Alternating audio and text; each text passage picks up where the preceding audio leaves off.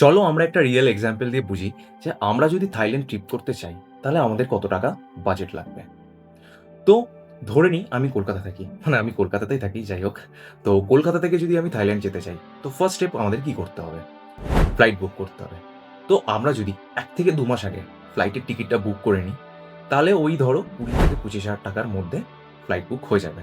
তো এখানে আবার অনেক প্রসেস আসছে যে তুমি কোথা থেকে ফ্লাইট বুক করছো, কোন অ্যাপ থেকে ফ্লাইট বুক করছো, সেখানে কতটা ডিসকাউন্ট দিচ্ছে, সেটার উপরে কিন্তু তোমার ফ্লাইটের ভাড়াটা অনেকটা কমে যায়, কারণ ডিসকাউন্ট পাচ্ছ সেখানে। তো তোমরা যদি চাও যে কোন অ্যাপ থেকে ফ্লাইট, হোটেল, বাস এগুলো বুক করলে অনেকটা ডিসকাউন্ট পাওয়া যায়, তো আমাকে অবশ্যই কমেন্ট করে জানিও। তাহলে আমি নেক্সট ভিডিও অ্যাপসের উপরে একটা নিয়ে আসবো তোমাদের জন্য। তো এরপর আসছে আমাদের হোটেল। তো আমাদের একটা বাজেট ফ্রেন্ডলি হোটেল বা কোনো হোস্টেল অ্যারাউন্ড ১২ থেকে ১৫,০০০ টাকার মধ্যে হয়ে যাবে। তো বাজেট ফ্রেন্ডলি হোটেল খোঁজাটা খুব বড় ব্যাপার না। আর যে আমি হোস্টেলের কথা বললাম, তো অনেকেই বলতে পারো হোস্টেলে বাবা, না, না, হোস্টেল মানে এভাবে করার মতন কিছুই নেই। কারণ হোস্টেল আমাদের এখানকার মতন আতিপাতি হোস্টেল না।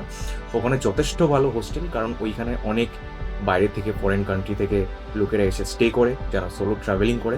ওর খুবই সুন্দর পরিবেশ, খুব সুন্দর জায়গা। আমিও থেকেছি, কারণ ওখানে অনেক অনেক লোক আসে যারা বাইরে থেকে, তাদের সাথে তোমরা ইন্টারাক্ট করতে পারবে, অনেক কিছু জানতে পারবে। তো অনেকটাই মজা হয়ে থাকে। তো হোটেল আমাদের হয়ে গেল। এরপর আসছে সেটা হচ্ছে ফুড আর হচ্ছে লোকাল ট্রান্সপোর্ট।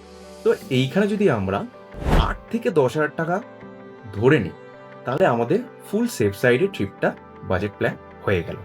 আর যদি তোমরা অফ সিজনে যাও, তাহলেও কিন্তু তোমাদের কস্টিংটা অনেকটা কমে যাবে, কারণ অফ সিজনে কিন্তু অতটা বাজেট হাই থাকে না, কারণ টুরিস্ট অনেকটা কম থাকে। তো সেখানে বাজেটটা অনেকটা কমে যায়। তো এটা শুধু থাইল্যান্ড বলে না, সমস্ত জায়গাতেই অফ সিজনে প্রাইসটা কিন্তু অনেকটা ড্রপ হয়ে যায়। আর একটা হচ্ছে তোমরা যদি গ্রুপের সাথে যাও, মানে ধরো ১০ থেকে ১৫ জন, ১০ থেকে ১৫ জনটা অনেকটাই বড় হয়ে গেল।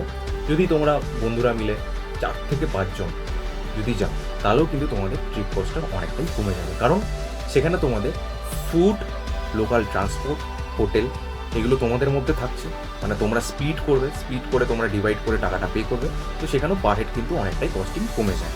তাহলে আমাদের থাইল্যান্ড ট্রিপ অ্যারাউন্ড ৫০ থেকে ৬০,০০০-এর মধ্যে ইজিলি হয়ে গেল।